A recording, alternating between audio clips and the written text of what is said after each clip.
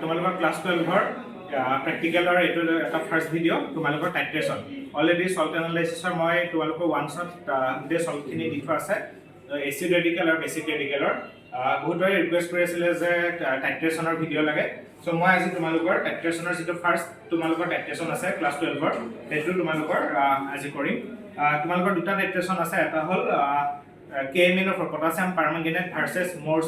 মোৰ সল্ট আৰু এটা আছে তোমালোকৰ পটাছিয়াম পাৰমেংগেনেট ভাৰ্চেছ অক্সালিক এচিড ইয়াত দেখিছা তোমালোকে পটাছিয়াম পাৰমেংগেনেট আছে আৰু এফালে আছে তোমালোকৰ অক্সালিক এচিড ইয়াৰে তোমালোকৰ ইয়াতে বটলত লিখাই থাকে দেখিবা তোমালোকে ইয়াতে কিমান ইয়াৰ মলিকুলাৰ ৱেটটো গোটেইখিনি তোমালোকৰ দি থোৱা থাকে ঠিক আছে এইখিনি তোমালোকে ক্যালকুলেশনটো যদি নেজানা মোলাৰিটি বা কেনেকৈ উলিয়াই 0.1 মোলাৰ সলিউশন কেনেকৈ বনায় সেই বস্তুখিনি অকমান তোমালোকে চাই ল'বা ক্লাছ 11ত থাকে মোল যিটো মোল কনসেপ্ট আছে তাৰ পৰা তোমালোকে বস্তুখিনি ভালদৰে চাই ল'লে এটো জানিবলগীয়া কাৰণ তোমালোকৰ পিছত নিটটো এনেকুৱা কোৱেশ্চনবোৰ তোমালোকৰ আহে মোলাৰিটি মোল কনসেপ্টৰ ওপৰত এতিয়া ষ্টাৰ্ট কৰিম আমি এক্সপেৰিমেন্টটো তো মই ইয়াতে প্ৰথমতে আগতে বনাই লৈছো সল্ট সলিউশন মই এটো কনসেন্ট্ৰেচনটো বনাইছো m/20 মানে তোমালোকৰ 0.05 মোলাৰ কনসেন্ট্ৰেচনৰ এটা অক্সালিক এচিড সলিউশন মই অলৰেডি ক্যালকুলেশন কৰি তোমালোকৰ তাৰ কাৰণে মই সলিউশনটো বনাই লৈছো সল্ট সলিউশন অক্সালিক এচিড আছে আৰু ইয়াতে আছে তোমালোকৰ পাৰ্পল কালাৰৰ এটো পটাছিয়াম পাৰমেংগেনেট এটো কোৱেশ্চনত এনেকুৱা কোৱেশ্চন সুধে যে পটাছিয়াম পাৰমেংগেনেটৰ কালাৰটো কিয় পাৰ্পল কালাৰ হৈছে এটো তোমালোকে আনসাৰ দিব লাগিব যে তোমালোকৰ ডি ট্ৰানজিশনৰ কাৰণে তোমালোকে পাবা যেতিয়া তোমালোকৰ কোঅৰ্ডিনেশন কম্পাউণ্ডছ পঢ়াব ক্ৰিষ্টেল ফিল্ড থিওৰি আছে তাতে গম পাবা যে সল্টবোৰ এটা কিছুমান তোমালোকৰ সল্ট আছে জিংক অক্সাইড এটো হোৱাইট হয় নাই কিছুমান সল্ট হোৱাইট আইৰণৰ সল্টবোৰ গ্ৰীণ ধৰা পটাছিয়াম পাৰমেংগেনেট পাৰ্পল কিছুমান ইয়েলো এবোৰ কিহৰ কাৰণে হয় ডি ট্ৰানজিশনৰ কাৰণে এবোৰ তোমালোকে পঢ়িবা চেপ্টাৰ নাম্বাৰ 5 ত তোমালোকৰ ক্লাছ 12 ৰ কেমিষ্ট্ৰি চেপ্টাৰ নাম্বাৰ যিটো 5 আছে তাতে তোমালোকে পঢ়িবা এতিয়া চোৱা তোমালোকৰ সদায় মনত ৰাখিবা যিটো তোমালোকৰ এচিড যিটো সলিউশন থাকে এচিডটো সদায় এচিড সলিউশনটো সদায় তোমালোকে কনিক্যাল ফ্লাক্সত লবা কেনেকৈ লবা কনিক্যাল ফ্লাক্সত তোমালোকৰ এডালক কি বুলি কোৱা হয় মনত ৰাখিবা এডাল হল তোমালোকৰ বিউৰেট আৰু এডাল হল তোমালোকৰ পিপেটেৰে তোমালোকে এটো মই 20 ml ৰ পিপেট এটা ইউজ কৰিছো ইয়াতে ঠিক আছে হেতু দি তোমালোকে পিপেট আউট কৰিবা এটো তোমালোকে অকমান প্ৰেক্টিস কৰিবা প্ৰথমবাৰতে কৰিলে তোমালোকৰ মুখলে আহিব কিন্তু একো নাই এটো এচিড হে অকমান ডাইলুট এচিড আছে অকমান টেঙা লাগিব খুব বেছি মুখলে আহিলে এটো চাবা মই 20 ml পিপেট আউট কৰিম কেনেকৈ কৰে ইয়াত চোৱা তোমালোকে এটা মাৰ্ক থাকে তোমালোকৰ দেখা পাইছা চাগে মাৰ্কটো এইখিনতে এটা মাৰ্ক এটা থাকে এই মাৰ্কটো লেকে তোমালোকৰ মই মুখেৰে পিপেট আউট কৰিব লাগিব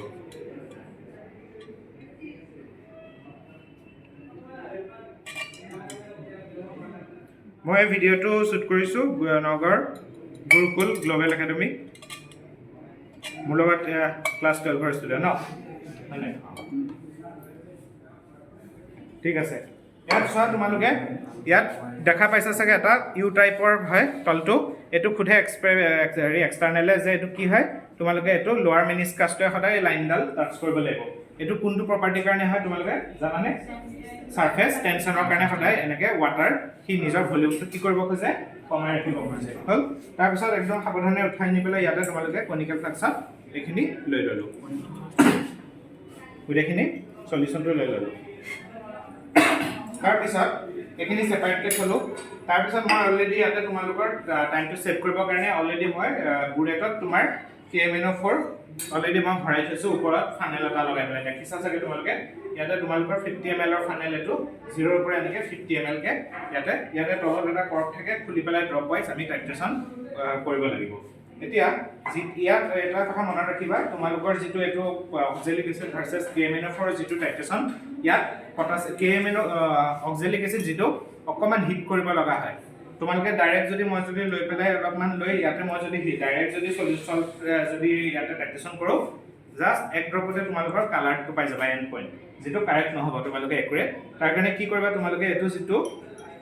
তোমালোকৰ সলিউশনটো আছে অকমান তোমালোকৰ হিট কৰিব লগিয়া হ'ব হিট কৰাৰ পিছত ইয়াৰ ৰিঅ্যাকচনটো এক্টিভ হ'ব তাৰ পিছত এই ভালদৰে ৰিডিংখিনি তোমালোকৰ দেখুৱাব পিছই যোৱা বা ইফাল পৰা দেখাইলে হ'ব ইয়াত মই দেখিছা এটো বাৰ্নাৰ এটা জ্বলাই ৰাখিছো অলৰেডি ইয়াতে তোমাৰ বস্তুখিনি গৰম কৰিব লাগিব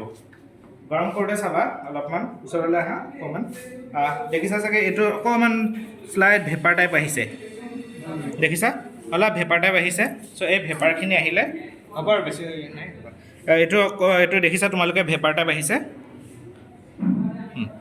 এই ভেপাৰখিনি আহি গ'লে জানিবা যে এইখিনি অলৰেডি গৰম হৈছে বা এইটো গৰম কৰিলেও একে ঠাইতে নাথাকিবা বস্তুটো ফাটি যোৱাৰ বহুতখিনি চান্স থাকে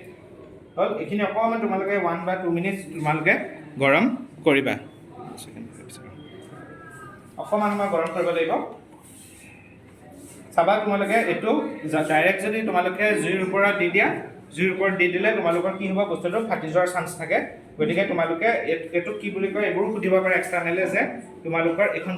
কি বুলি কোৱা হয় এখন ৱায়াৰ গজ এডাল হ'ল ষ্টেণ্ড হ'ল ট্ৰাইপড ষ্টেণ্ড এইটো হ'ল বাৰ্নাৰটোৰ নাম কি তোমালোকৰ সুধিব পাৰে এইটো কোৱা হয় বুনচেন বাৰ্নাৰ আৰু ইয়াতো এটা কথা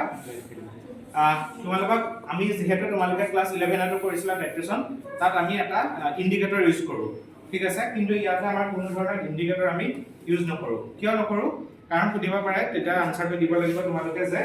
KMnO4 টো পটাছিয়াম পাৰমেংগনেট ই নিজে এটা সেলফ ইণ্ডিকেটৰ হিচাপে কাম কৰে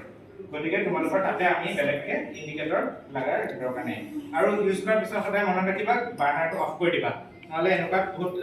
ক্ষেত্ৰত লেবত এক্সিডেন্ট কিছুমান হৈ কেতিয়াবা গতিকে বাৰ্নাৰটো কমপ্লিটলি অফ কৰিবা কৰি পোৱাৰ পিছতে নহলে তোমাৰ পিছত থাকি যাব সব গুচি গলে এনেকুৱা ডাঙৰ এক্সিডেন্ট কিছুমান লেব কিছুমানৰ মই দেখিছো মানে ঠিক আছে এতিয়া চোৱা এইটো মই টাইট্ৰেশ্যনটো আৰম্ভ কৰিম টাইট্ৰেশ্যনত সদায় এইটো চাবা তোমালোকে এই যিটো কৰ্কটো আছে কৰ্কটো এইটো সাইডত ৰাখিবা ঠিক আছে এটা ডাইৰেকচনত ৰাখিবা যাতে তোমালোকে এখন হাতেৰে ঘূৰাব পৰা এখন হাতেৰে কৰ্কটো ৰেগুলেট কৰিব পৰা এইটো নকৰিবা যে একেবাৰে খুলি দিলা পৰি গ'ল এতিয়া তোমালোকে এন্ড পইণ্টটো নাপাবা এতিয়া আমি এইটো ষ্টাৰ্ট কৰিম 1 সেকেন্ড হৈছে 8 সেকেন্ড ওকে এতিয়া চাবা মই ইয়াতে তোমালোকক ড্ৰপ ওয়াইজ খুলিম দেখিছা তোমালোকে ড্ৰপ ওয়াইজ ইয়াতে খুলিলো খোলাৰ লগে লগে তোমালোকে এইটো তোমালোকে ড্ৰপ ওয়াইজ দিয়াৰ লগে লগে দেখিছা এইটো অকণমান গৰম কৰি নল'লে তোমালোকৰ এণ্ড পইণ্টটো নাহিব এতিয়া দেখিছা এইখিনি মই গৰম কৰি দিছোঁ গৰম কৰাৰ পিছত চা এইটো দেখিছা অকণমান লৰাই দিয়াৰ পিছতে কালাৰটো কমপ্লিট নাইকিয়া হৈ যাব দেখিছা তাৰপিছত তোমালোকে ইয়াৰ যিটো and point light pink colour এটা আমি এণ্ড পইণ্ট পাব লাগে দেখিছা মই বস্তুখিনি লৰাই আছোঁ এটা টাইমৰ পিছত কি হ'ব দেখিছা একদম এটা লাইট পিংক কালাৰ সলিউশ্যন এটা পোৱা গৈছে কিন্তু ভালদৰে লৰাবা যিমানখিনি লৰাবা তেতিয়াহে তোমাৰ নিউট্ৰেলাইজেশ্যন ৰিয়েকশ্যনটো ভালদৰে হ'ব দেখিছা এতিয়া কালাৰটো অলমোষ্ট আকৌ নাইকিয়া হৈ গৈছে আৰু অলপ খুলিব লাগিব ষ্টাৰ্ট কৰাৰ সময়ত ওপৰত ৰিডিংটো চাবা যে কিমানৰ পৰা আমাৰ ষ্টাৰ্ট কৰা হৈছে দেখিছা কমপ্লিট কালাৰ লেছ হৈ গৈছে আকৌ খুলি দিবা দেখিছা ড্ৰপ ওয়াইজ এনেকৈ খুলি ৰিয়েকশ্যনটো হ'বলৈ দিবা যে কিমান সময় লাগে আমি চাব লাগিব পুৰা তোমাৰ ভিগৰাছ চেকিং কৰিবা যাতে ৰিয়েকশ্যনটো কমপ্লিট হয় হ'ল দেখিছা মই স্পীডটো এটা ফ্ল'তে ৰাখিবা তাৰপিছত মই তোমাৰ এইখিনি টাইট্ৰেশ্যনটো কৰি আছোঁ দেখিছা এতিয়া এটা এণ্ড পইণ্ট আহিবলৈ ধৰিছে pink colour light pink colour সলিউশ্যনটো এতিয়া ইমানখিনি কৰাৰ পিছতো আকৌ নাইকিয়া হৈছে যেতিয়া অলপ কালাৰ আহিবলৈ আৰম্ভ কৰে তেতিয়া জানিবা যে আৰু ঠিক এণ্ড পইণ্ট পাবলৈ তাৰ বেছি সময় নাই হ'ল গতিকে এইটো চোৱা তোমালোকৰ দেখিছা অলৰেডি কি আহিছে তোমালোকৰ লাইট পিংক কালাৰ আহি গৈছে এইটোৱে হৈছে ইয়াৰ সলিউশ্যনটোৰ এণ্ড পইণ্ট দেখিছা এইটো হৈছে তোমালোকৰ এণ্ড পইণ্টটো এইখিনি যেতিয়া হৈ যাব তোমালোকে ইয়াতে চোৱা ওপৰত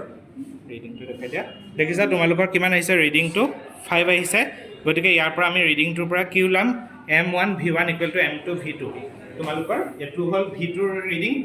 ভলিউমটো গম পাই গ'লা গতিকে আমি অলৰেডি এচিড সলিউশ্যনটোৰ ষ্ট্ৰেন্থটো জানোৱে লৈছিলোঁ 20 ml এইটো হ'ল তোমালোকৰ বেছটো কিমান গ'ল 5 ml গতিকে তাৰ পৰা তোমালোকে M1 V1 = M2 V2 ফৰ্মুলাটো use কৰি তোমালোকৰ ৰিডিংটো উলিয়াব পাৰিবা ঠিক আছে এইটোৱে তোমালোকৰ আছিলে গতিকে এইটোত চাবলগীয়া বস্তু বহুতখিনি আছে শিকিবলগীয়া দেখিছা এইটো গৰম কৰি ল'লেহে তোমাৰ এণ্ড পইণ্টটো ভালদৰে আহি যায় কালাৰটো ঠিক আছে এতিয়াও কমপ্লিট হোৱাকৈ অলমষ্ট নাই তোমালোকৰ কালাৰটো light yellow colour light pink colour টাইপৰ এনেকুৱা সলিউশ্যন এটা কালাৰ এটা তোমালোকে পাবা এইটোৱে হ'ল তোমালোকৰ কালাৰটো দেখিছা ওচৰত দেখাই দিয়া এইটো দেখিছা তোমালোকৰ এটা লাইট পিংক কালাৰ সলিউশ্যন এটা পাবা এইটোৱে হৈছে তোমালোকৰ এণ্ড পইণ্ট ঠিক আছে তোমালোকে নেক্সট প্ৰেক্টিকেলবোৰ ভালকৈ কৰি যাবা ঠিক আছে thank you very much for ৱাচিং